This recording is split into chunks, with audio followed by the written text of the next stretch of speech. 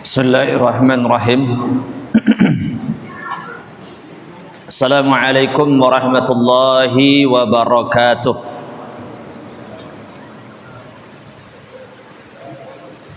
Alhamdulillahilladzi bi ni'matihi tatimmus shalihat. Asyhadu an la ilaha illallah wahdahu la syarikalah. Wa ashhadu anna Muhammadan abduhu wa rasuluhu la nabiyya ba'dah. Allahumma salli wa sallim ala nabiyyina Muhammadin wa ala alihi wa sahbihi ajma'in, amma ba'd. Para jamaah yang dirahmati Allah, ikhwan dan akhwat, barakallahu fikum. Semoga Allah Subhanahu wa taala merahmati kita semua. Kembali pada malam hari ini kita akan melanjutkan pembahasan pada pekan-pekan yang lalu, yaitu yang berkaitan dengan nilai-nilai akidah yang didapatkan dalam bulan Ramadan dan ibadah puasa, begitu juga ibadah-ibadah yang lain di bulan Ramadan.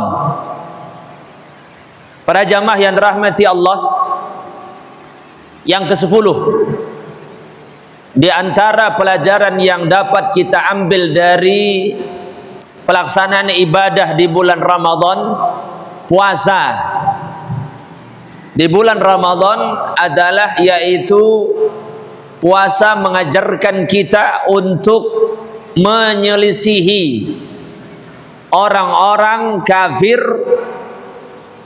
orang-orang ahlul kitab, orang-orang musyrikin ketika kita melaksanakan ibadah puasa. Artinya pelajaran ibadah puasa itu mengajarkan kepada kita satu prinsip, satu usul yang sangat mendasar bagi ahli sunnah wal jamaah dalam agama Islam, yaitu bagaimana kita umat Islam diperintahkan untuk menyelisihi kebiasaan-kebiasaan buruk dari orang-orang Yahudi, orang-orang Nasrani, orang-orang kafirun dan musyrikun. Ya. Dan itu sesuatu yang mendasar dalam agama Islam. Bahkan sering kita ulang-ulang dan sering kita bahas. Bahkan Al-Imam Al-Barbahari rahimahullahu taala dalam kitab Syarhus Sunnah di beberapa tempat itu menegaskan bagaimana seorang muslim harus menyelisihi kebiasaan mereka ahlul kitab. Dalam Al-Quran diajarkan, dalam hadis Nabi itu ditegaskan. Ya, dalam surah Al-Fatihah, bagaimana Allah Subhanahu wa taala mengajarkan kepada kita salah satu prinsip yang sangat mendasar, menyelisihi ahlul kitab. Pada ayat terakhir dari surah Al-Fatihah, Allah Subhanahu wa taala berfirman, "Ghairil maghdubi 'alaihim waladdallin." Ketika kita minta kepada Allah Subhanahu wa taala jalan orang-orang yang diberikan petunjuk, jalannya para nabi, para rasul, para siddiqin, para syuhada, para solihin. Kita minta kepada Allah Subhanahu wa taala agar ditunjukkan kepada jalan tersebut. Ya, mengikuti jalannya mereka, bertasyabbuh dengan mereka. Jadi bertasyabbuh dengan orang-orang saleh, para nabi, para rasul itu diperintahkan. Bahkan kita minta kepada Allah agar ditunjukkan kepada jalan itu. Kemudian Allah Subhanahu wa taala menegaskan, bukan jalannya orang-orang yang engkau murkai, bukan jalannya orang-orang yang sesat. Siapa orang yang dimurkai tersebut? Orang-orang Yahudi. Siapa orang-orang yang sesat tersebut? Adalah orang-orang Nasrani. Mereka adalah ahlul kitab. Ya, lihat dalam ayat ini para jamaah, menyelisihi mereka. Kita ditegaskan oleh Allah, jangan ikut mereka, jangan melakukan kebiasaan buruk mereka, jangan mengikuti akidah-akidah dan agama mereka. Itu diajarkan. Bahkan terdapat dalam surah Al-Fatihah. Ya. Dan kita juga dapatkan dalam ayat-ayat yang lain bagaimana Allah Subhanahu wa taala memberikan peringatan, jangan bertasyabuh dengan orang-orang kafir. Rasulullah sallallahu alaihi wasallam dalam banyak hadis menegaskan, man tasyabbaha biqaumin fahuwa minhum. Siapa yang menyerupai kebiasaan orang-orang satu kaum, maka dia akan masuk dalam kaum tersebut. Jadi kalau dia mengikuti kebiasaan Yahudi Nasrani, maka akan masuk dalam kelompok itu. Nabi sallallahu alaihi wasallam juga bersabda, "Laisa minna man tashabbaha bi ghairina." Bukan termasuk golongan kami orang-orang yang mengikuti selain kami. Artinya yang diikuti itu harus Rasulullah, para sahabat. Ya, kalau tidak mengikuti Rasulullah dan para sahabat, laisa minna, kata Nabi, bukan termasuk golongan kami. Masuk golongan mana dia? Ya, dia akan masuk dalam golongan siapa yang dia ikuti, siapa yang dia cenderung ke situ. Nah, itulah dia orang-orang yang akan dimasukkan dalam kelompok tersebut. Ya, para jamaah yang dirahmati Allah Subhanahu wa taala, itu di antara dalil yang menunjukkan prinsip Islam yang sangat mendasar. Dan itu banyak tidak diketahui oleh orang-orang Islam. Dalam pelaksanaan ibadah puasa, salah satunya itu mengajarkan kepada kita bagaimana kita menyelisihi ahlul kitab. Ya, bahkan para jamaah yang dirahmati Allah, hampir semua ibadah yang diperintahkan dalam agama Islam itu bernilai menyelisihi mereka ahlul kitab. Ketika Nabi sallallahu alaihi wasallam melaksanakan puasa sunnah, ya, puasa Asyura, itu Rasulullah sallallahu alaihi wasallam menambah bagian-bagian harinya dalam rangka apa? Dalam rangka menyelisihi supaya tidak sama seperti mereka. Azan, syariat azan itu disyariatkan, itu dilakukan supaya menyelisih orang-orang kafir. Ya, karena asal muasal disyariatkannya azan, atau pada saat awal sekali disyariatkannya azan, Nabi sallallahu alaihi wasallam minta pendapat kepada para sahabat bagaimana caranya. Masing-masing sahabat ini memberikan pendapat. Bagaimana kalau membunyikan sesuatu, lonceng entah apa. Nabi tidak mau. Bagaimana kalau seandainya pakai api biar asapnya itu kelihatan dari jauh, ya, sehingga orang-orang tahu, para sahabat faham masuk waktu sholat. Nabi tolak semua. Nabi tolak semua. Kenapa? Karena menyerupai orang-orang ahlul kitab, menyerupai Yahudi, menyerupai Majusi dan orang-orang musyrikun yang lain. Ya, maka disyariatkanlah azan dikumandangkan dengan lafaz-lafaz yang khusus yang disyariatkan oleh Rasul sallallahu alaihi wasallam. Itu juga menyelisih orang-orang kafir. Termasuk ibadah puasa para jamaah. Termasuk ibadah puasa. Nabi sallallahu alaihi wasallam bersabda, salah satu contohnya beliau mengatakan, faslun ma baina siyamina wa siyami ahlil kitabi aklatus sahur. Kata Rasulullah sallallahu alaihi wasallam, perbedaan antara puasa kita dengan puasanya ahlul kitab adalah makan sahur. Itu perbedaan. Kalau kita puasa makan sahur, ahlul kitab puasa tidak makan sahur. Maka kita disyariatkan makan sahur. Walaupun mungkin kalau tidak makan sahur pun kita kuat, insyaallah. Ya, apalagi kalau seandainya disyariatkan untuk makan sahur, hikmahnya dan manfaatnya. Maka Nabi katakan, kebiasaan ahlul kitab ketika mereka puasa, mereka tidak makan sahur. Maka makan sahur itu sangat-sangat ditekankan. Sunnah muakkadah, sunnah yang sangat dianjurkan. Kalaupun kita membahasa kita ada anti kanang, nak makan sahur, minimal minum. Minimal ya kita minum 1, 2, 3 tegok air itu sudah dikatakan sahur. Apalagi kalau sudah 2, 3 piring. Ya, Masya Allah. Ya sahurnya. Ya, tapi 2 ataupun 3 teguk air itu pun sudah dikatakan sahur. Makanya Nabi banyak hadis mengatakan demikian, artinya memberikan motivasi agar kita jangan sampai tidak sahur. Tasahharu fa inna fis sahuri barakah. Makan sahurlah kalian, karena makan sahur itu berkah, mengandung keberkahan. Bahkan dia menjadi pembeda kebiasaan antara orang Islam dengan ahlul kitab. Apalagi Rasulullah sallallahu alaihi wasallam juga pernah menegaskan, ya, puasanya orang Islam dengan puasanya ahlul kitab adalah segera dalam berbuka. Ahlul kitab, orang-orang Yahudi, mereka puasa dan buka puasa. Kapan mereka buka puasa? Kalau sudah larut malam, bintang-bintang dah mulai muncul, baru mereka buka. Malam-malam bintang muncul itu jam berapa kira-kira? Ya mungkin jam 8, jam 9, baru mereka buka puasa. Ya, maka Nabi perintahkan segera berbuka ketika sudah tiba saatnya. Matahari sudah terbenam, maka berbukalah. Ketika para sahabat mendapatkan kabar tersebut, perintah tersebut, segera dalam berbuka, bahkan Nabi mengatakan, la yazalun nasu bi khairin, senantiasa umat ini senantiasa dalam keadaan baik, ma'ajjalul fitr, selagi mereka itu segera dalam berbuka. Lalu mereka para sahabat mengamalkan, ya, dipersaksikan satu sahabat dengan sahabat yang lain dan sebagian tabi'in, kami menyaksikan, kata mereka, bagaimana sahabat itu berbuka puasa segera kalau sudah tiba saatnya, tidak menunda-nunda. Jadi mereka para sahabat mengamalkan hadis itu. Makanya para sahabat umat yang terbaik, umat yang teristimewa, karena dia mengamalkan sunnah. Ya, walaupun itu hanya sekedar yang berkaitan dengan waktu makan, tapi walaupun hanya berkaitan dengan waktu makan, tapi ini sunnah. Sunnah itu walaupun dia mungkin dianggap sesuatu yang kecil, sesuatu yang biasa, tapi kalau diamalkan itulah dia sesuatu yang besar.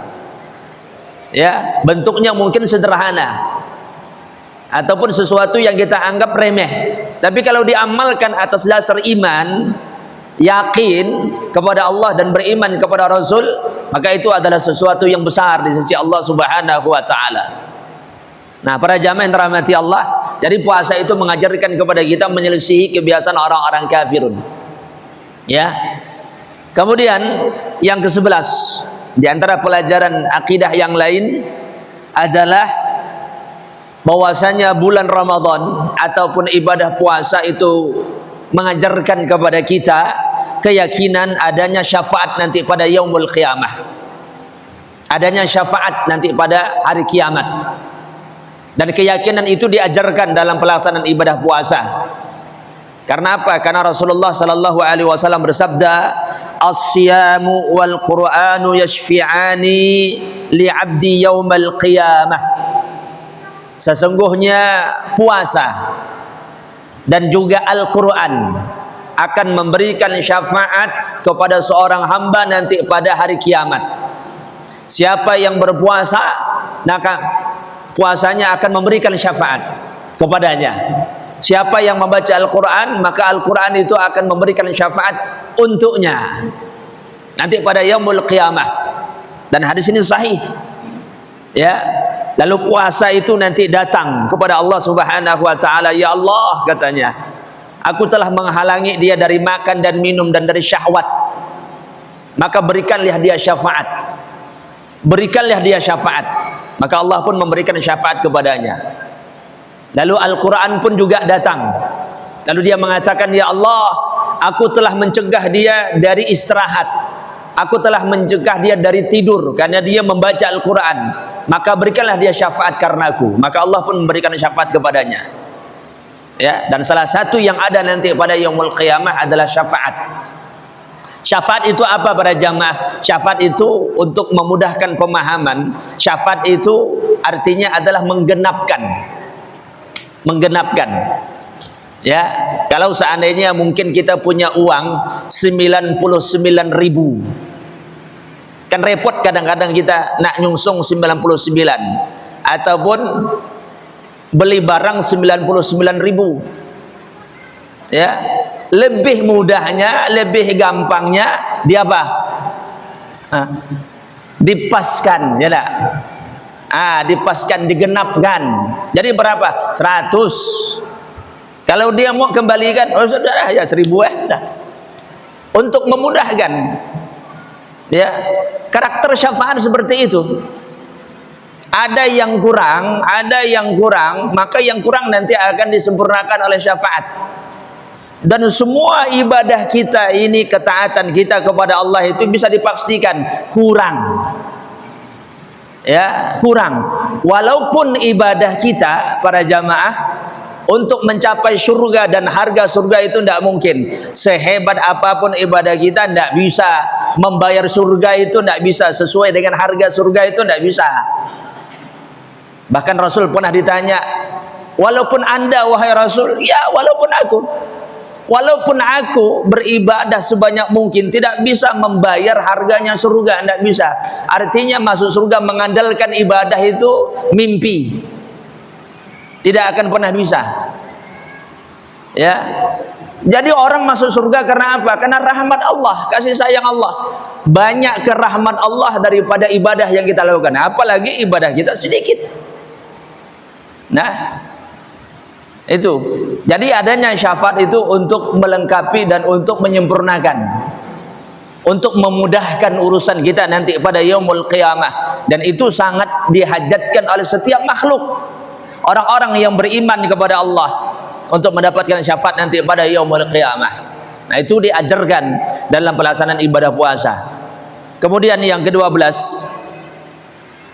para jamaah yang dirahmati Allah, ya, bahwasanya pelaksanaan ibadah puasa juga mengajarkan kita sebuah akidah, yaitu keyakinan berjumpa dengan Allah nanti pada yaumul qiyamah, ketemu dengan Allah, berjumpa dengan Allah, melihat wajah Allah.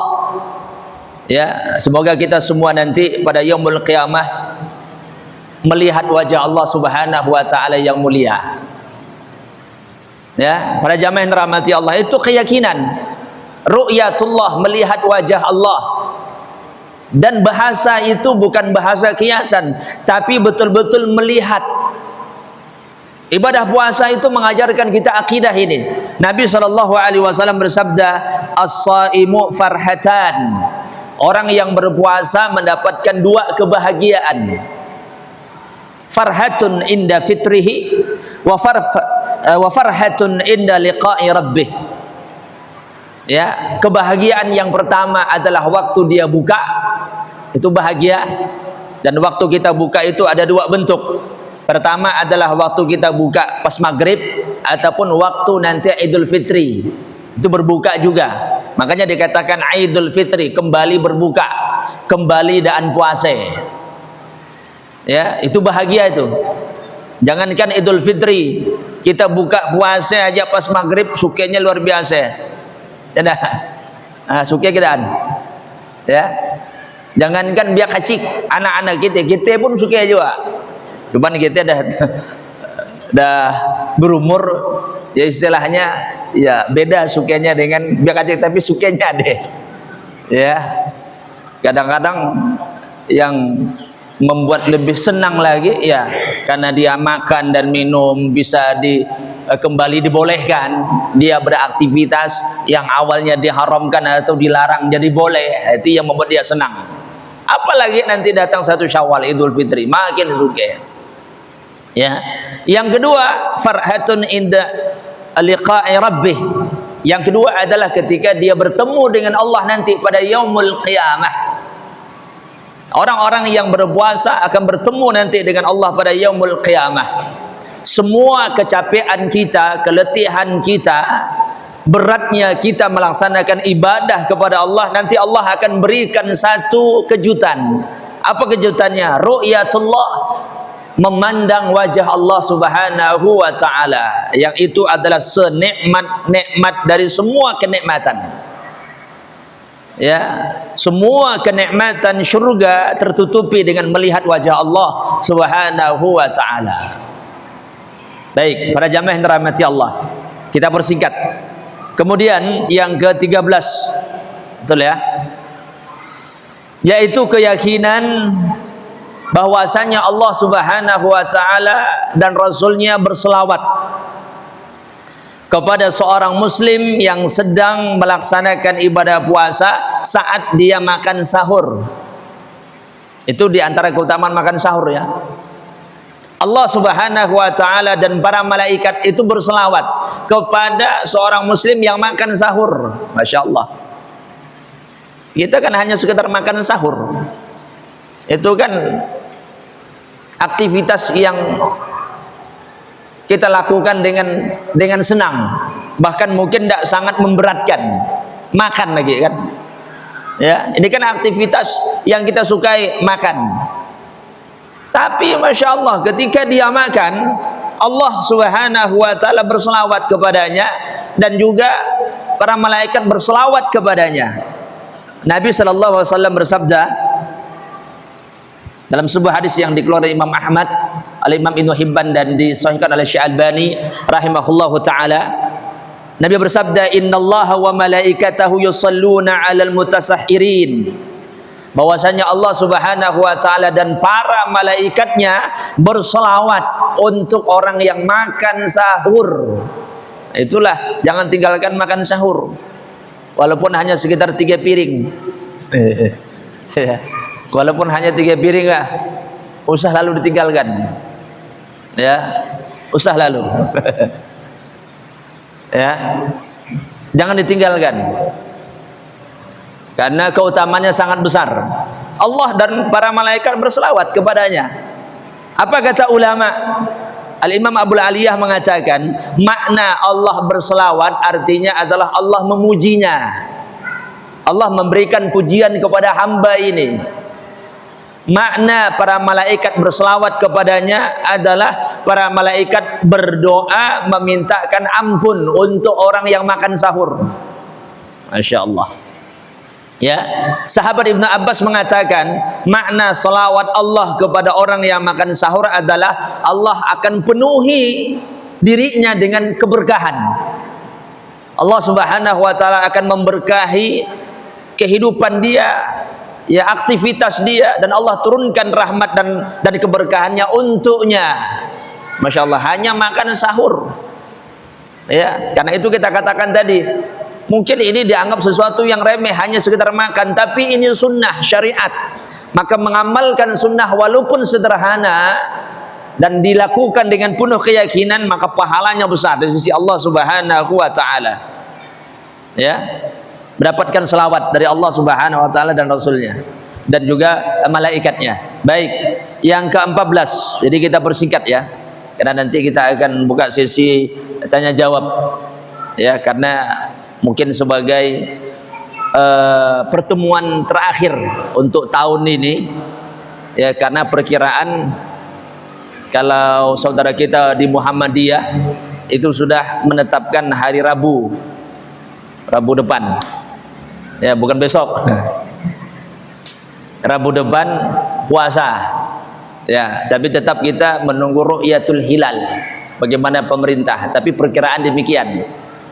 Jadi pertemuan kita malam ini ya perkiraannya adalah terakhir untuk tahun ini ya, karena sepanjang bulan puasa nanti kita akan libur, tidak tahu bulan Syawalnya ya, biasanya langsung laka raya haji baru mulai lagi ya, dan mudah-mudahan Allah berikan kemudahan.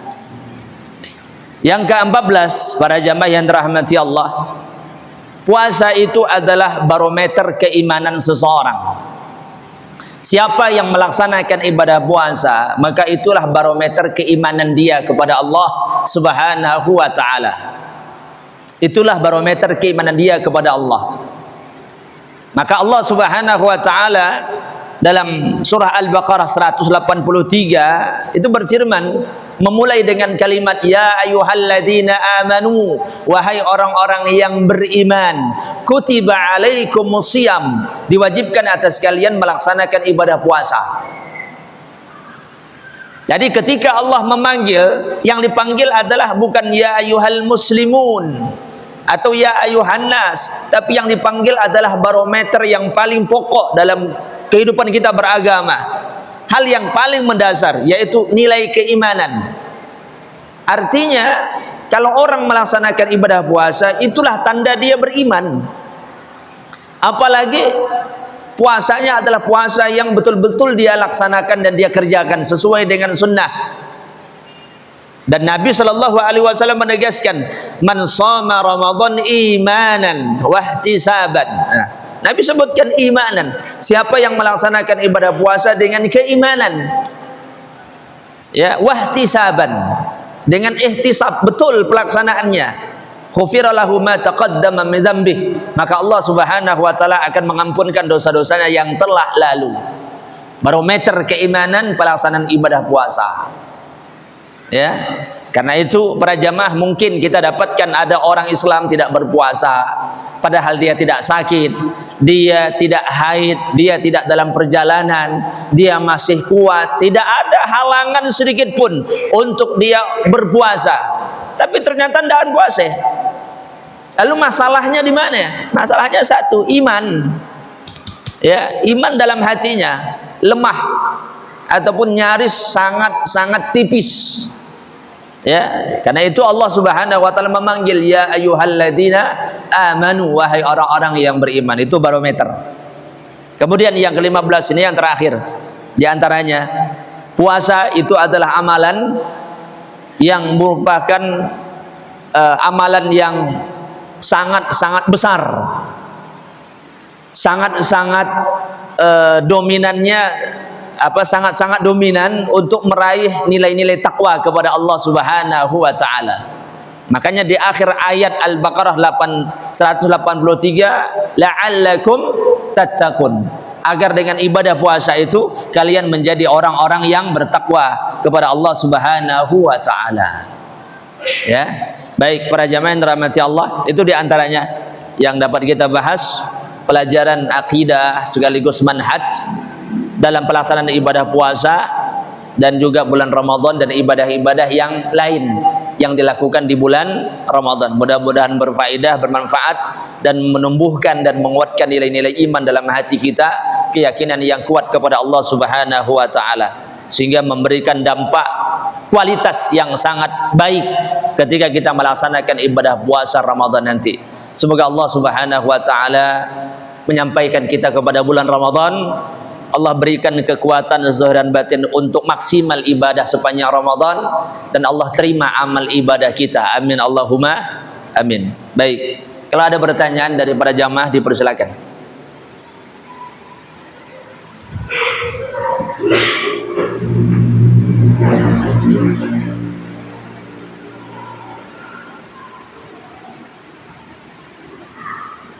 Ya, ada yang bertanya. Assalamualaikum. Waalaikumsalam. Berapa takaran fidyah dengan makanan pokok? Berapa takaran fidyah dengan makanan pokok? Sebenarnya pertanyaan ini perlu untuk ditafsil. Yang dimaksudkan itu makanan siap santap atau makanan belum jadi, hanya bahannya saja. Ya, hanya bahannya saja.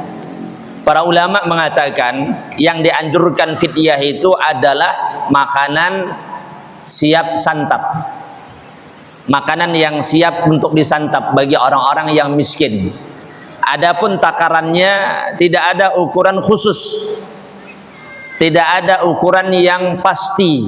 Dia hanya dikembalikan kepada uruf kebiasaan dan cukupnya sekali makan. Ya, kalau sekali makan ya bisa satu piring. Pokoknya sekali makan, satu kali duduk. Satu piring boleh, satu bungkus boleh, satu kotak boleh, satu prasmanan boleh, satu saprahan boleh, atau diundang di rumah makan, di restoran, orang miskin tersebut diajak makan juga boleh. Karena caranya pun juga tidak ada ketentuan harus begini, harus begitu, enggak. Baik itu takarannya, baik itu waktunya, ataupun caranya, itu enggak ada. Yang penting ta'amun, ya, fidyatun ta'amun miskin. Fidyah yang diberikan makanan untuk orang-orang miskin. Intinya itu, memberi makan orang miskin. Waktunya, lauknya, bagaimana caranya, bebas. Diberikan kita kebebasan. Ya, kalau dia ingin lakukan 1 hari tidak puasa, hari itu juga langsung fidyah, silakan. Atau 1 pekan dikumpulkan dulu, nunggu dulu 1 pekan, lalu 7 orang juga silakan. Atau nanti akhir Ramadan 30 hari baru langsung diberikan juga boleh. Ya, jadi tidak ada kewajiban-kewajiban atau ketentuan khusus untuk caranya. Yang penting beri makan aja.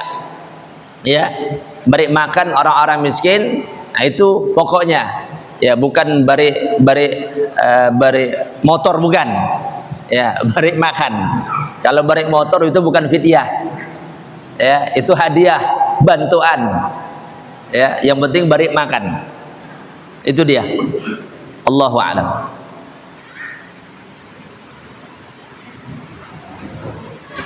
Ada pertanyaan?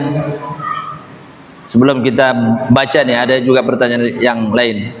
Assalamualaikum. Waalaikumsalam. Ustadz, mohon penjelasan tentang kunut witir saat tarawih. Apakah dilakukan tiap malam atau sebagian malamnya saja?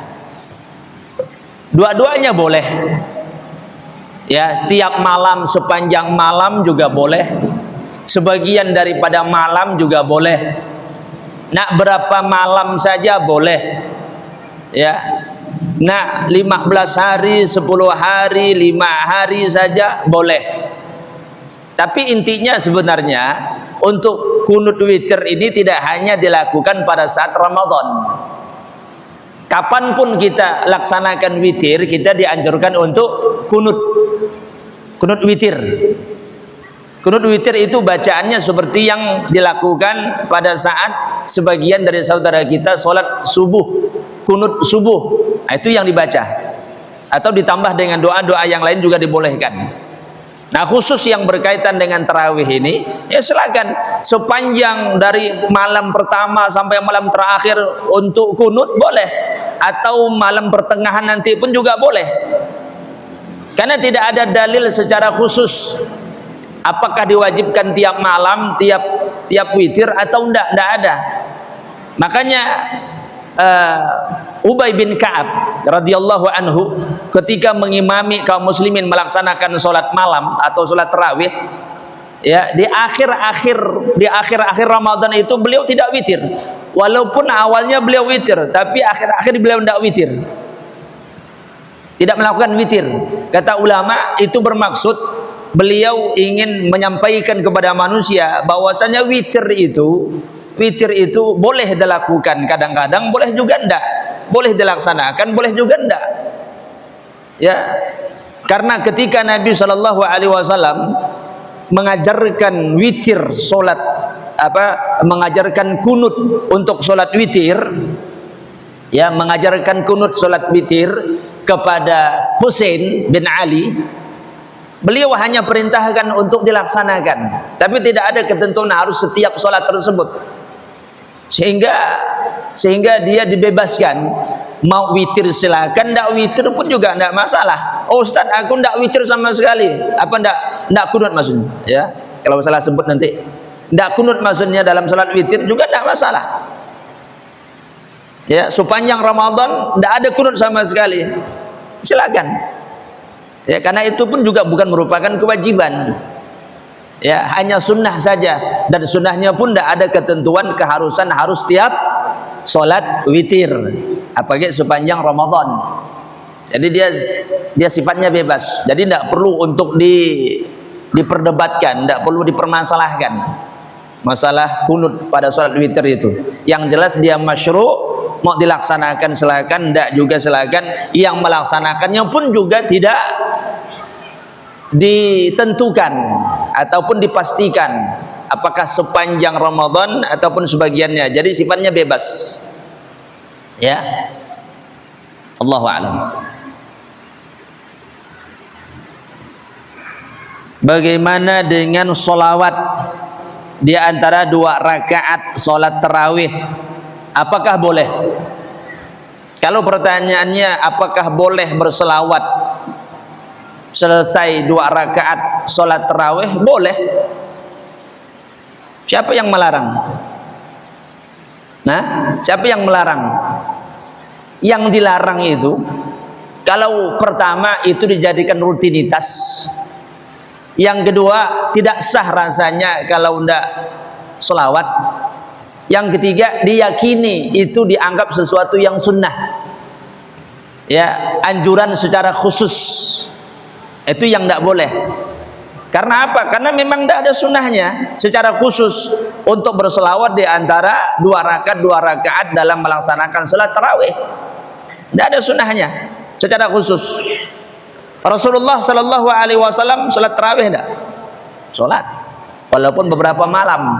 Para sahabat salat tidak tarawih? Salat. Para tabi'in salat. Para tabi'ut tabi'in salat. Itu dari satu generasi ke generasi berikutnya ratusan tahun, tapi tidak ada satupun diriwayatkan mereka membiasakan diri atau merutinkan selawat di antara 2 rakaat. Lalu kalau sekarang ada dirutinkan, lalu siapa yang kita ikuti? Nah, dan kita pasti bertanggung jawab di hadapan Allah Subhanahu wa taala kalau itu dijadikan rutinitas dan sebuah syarat, apalagi beranggapan tidak sah rasanya atau ada yang kurang. Kalau mau selawat sendiri boleh, ya, karena 2 rakaat salam kita bebas, mau ngapain pun bebas. Ada yang mau istirahat, nak ke WC silakan. Ada yang ingin baca Al-Quran, tafadhol. Ada yang ingin berzikir saja boleh. Ada yang mungkin masih lapar, dia makan sedikit, ya, bebas. Karena tidak ada amalan secara khusus, ya, untuk hal-hal yang demikian. Kalau kita ingin mengamalkan sebuah amalan tanpa diyakini itu adalah sebuah syariat, dirutinkan, kemudian tidak mengatakan itu sesuatu yang menyempurnakan dari amal, maka silakan bebas, ya, bebas. Bahkan mungkin saya tegaskan, ada satu ulama bermadzhab Syafi'i yang bernama Ibnu Hajar Al-Haytami rahimahullahu taala. Beliau adalah seorang ulama bermadzhab Syafi'i, ya, dan perkataan beliau dinukil dalam kitab Fatawa Kubra, Fatawa Fiqhiyah Kubra. Ya, ketika beliau ditanya tentang masalah itu, tentang masalah selawat yang dibaca setiap 2 rakaat ketika melaksanakan salat tarawih, apa kata beliau? Aku tidak menganggap itu sunnah. Artinya tidak menganggap ini syariat yang diajarkan oleh Rasul, karena memang tidak ada riwayatnya. Adapun ketika seseorang melaksanakan ibadah yang lain, baik dia baca Al-Quran, dia berzikir, berselawat tanpa meyakini itu syariat, maka itu bebas, dibolehkan. Ya, jadi artinya kita beribadah apapun waktu itu dibolehkan selagi tidak menganggap itu merupakan sebuah syariat ataupun melengkapi dari ibadah yang dirasa kurang lengkap. Ya, itu. Baik, azan dulu mungkin ya, silakan.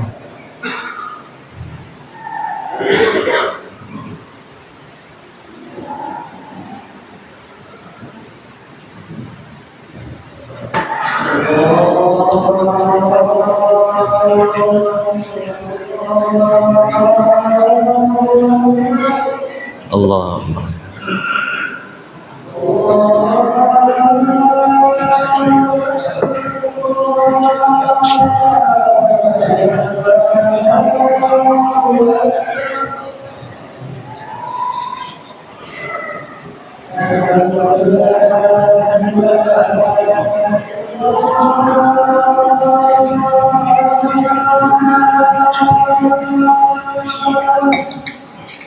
Asyhadu an la ilaha illallah.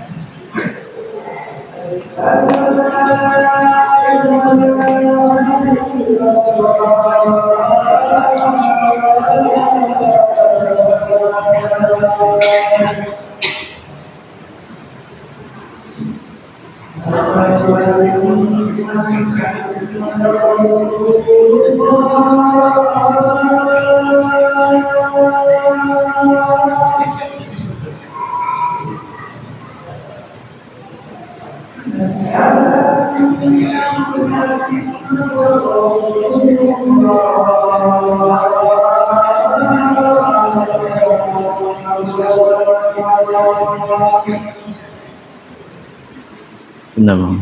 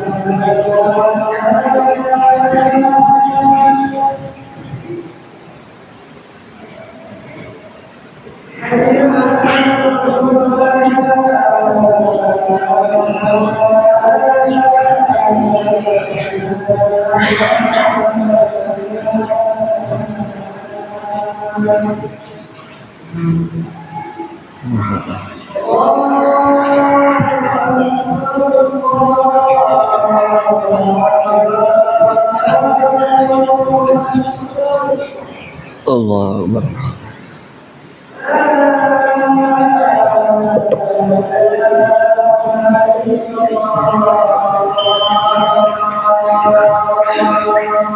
La ilaha illallah Allahumma rabb hadhihi da'wati tamma as-salatul qa'imati Muhammadin wassilatu wal fadil wa bisu.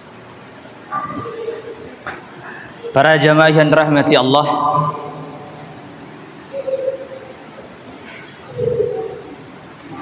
ya, sedikit kita tambahkan yang berkaitan dengan selawat tadi di antara 2 rakaat salat tarawih.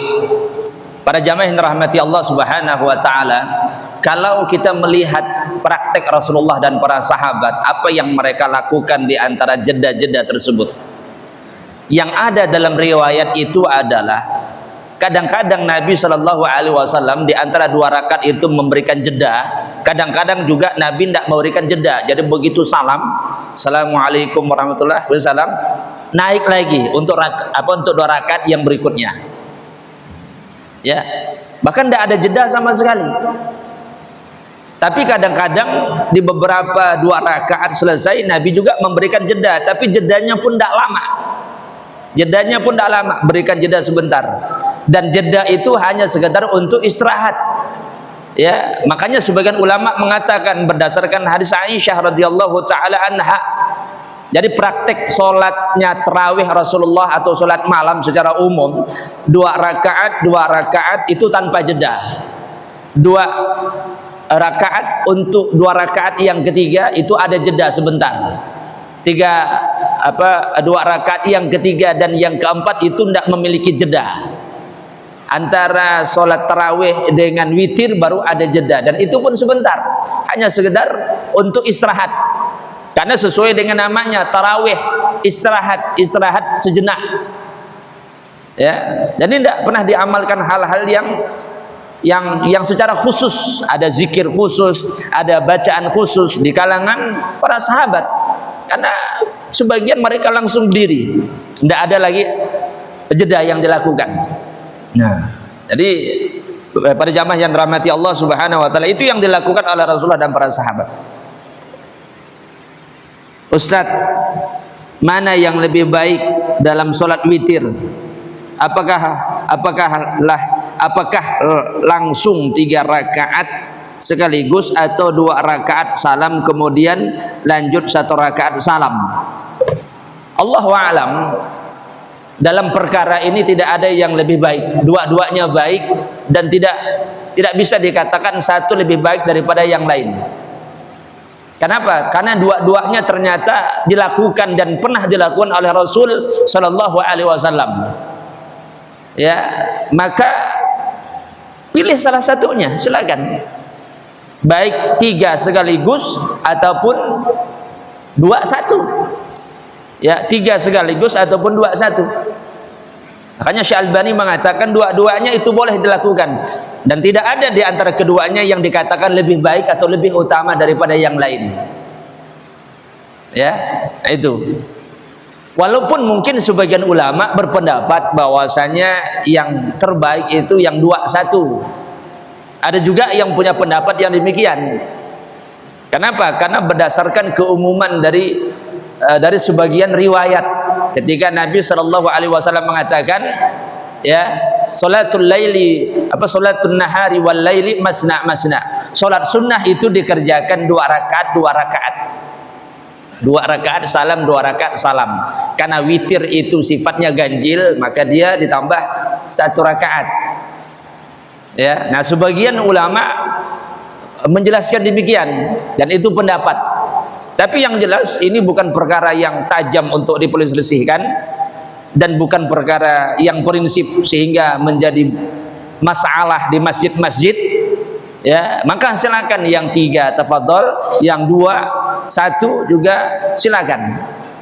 Ya, begitu juga yang berkaitan dengan jumlah rakaat. Berapa rakaat salat tarawih? Semampunya. Ya, kalau ada yang 11 silakan. Ada yang 20 lebih silakan. Ada yang 30 silakan. Bahkan kalau ada yang 60 rakaat pun tafadhol. Ya, kata Imam Ahmad, tidak ada ukuran khusus, artinya tidak ada pembatasan hal yang berkaitan dengan masalah itu. Ketika diriwayatkan Nabi itu melaksanakan 11 rakaat, itu bukan pembatasan, tapi itu sesuatu yang dilakukan oleh Nabi dan tidak bermaksud itu membatasi. Kalau sudah tidak bermaksud membatasi, maka sebisanya yang kita lakukan. Ya, bahkan sebagian ulama bersaksi bagaimana manusia ya di zaman Imam Ahmad, di zaman Imam Syafi'i itu melaksanakan sholat tarawih 60 rakaat. Sebagian riwayat menyebutkan 30 rakaat. Kan lebih banyak lagi. Ini tidak perlu diperdebatkan dan juga tidak perlu jadi masalah. Bagi siapa yang mungkin panjang bacaannya, silakan 11 rakaat. Kan agak lama. Ya, 11 rakaat. Ya, yang agak panjang bacaannya. Mungkin dia punya target 1 malam 1 juz. Itu cukup 11 rakaat lah, sesuai dengan bacaannya panjang. Ya kalau sampai 23 ya, sementara bacaannya panjang, jam berapa lah Kak? Nah, ya mungkin kita tidak mampu. Siapa yang mungkin bacaannya agak pendek, lebihkanlah dari itu. Ya, bisa 23 ya atau 21 ya rakaat. Nah, silakan. Ya. Nah, itu yang berkaitan dengan salat witir. Yang jelas, yang penting salat witir itu ganjil, dilaksanakan ganjil. Baik, ada pertanyaan dari jamaah? Nah, silakan.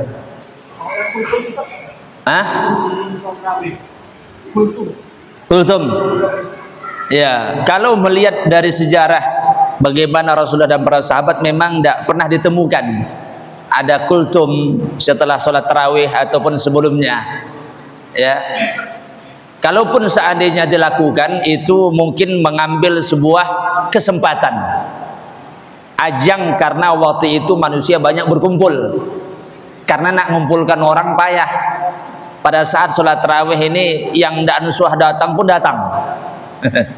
Dan diambil kesempatan seperti itu, maka tidak masalah. Dan sebagian dari ahlul ilmi pun juga tidak mempermasalahkannya, ya, karena hampir sulit untuk mengumpulkan jamaah, kan? Hampir sulit. Jadi pas sholat tarawih jadi berkumpul, dijadikan momen tersebut untuk memberikan nasihat, menyampaikan ilmu, dan itu memang hajat. Ya, demikian. Allahu a'lam. Ya.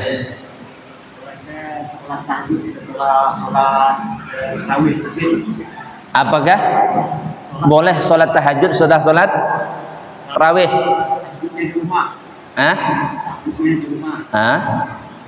Terus witirnya? Witir di masjid. Iya. Iya. Para jamaah yang dirahmati Allah Subhanahu wa taala, kalau kita melaksanakan sholat tarawih di masjid, sudah selesai sampai witir, bolehkah kita sholat sunnah lagi di rumah? Ya, hukumnya boleh, tidak masalah. Niatkan saja itu sholat mutlak untuk menambah pahala di sisi Allah Subhanahu wa taala. tapi tidak dianggap tarawih, dan juga tidak lagi melaksanakan sholat witir, karena witir itu cukup sekali saja ya, witir itu cukup sekali. Jadi kita laksanakan sholat di rumah dengan niat sholat mutlak, menambah pahala di sisi Allah Subhanahu wa Ta'ala, maka itu boleh. Sebisa dan semampu kita laksanakan berapa rakaat. Kita nak lakukan 100 rakaat umpamanya, ya tafadhol ya. Nah, masih ada?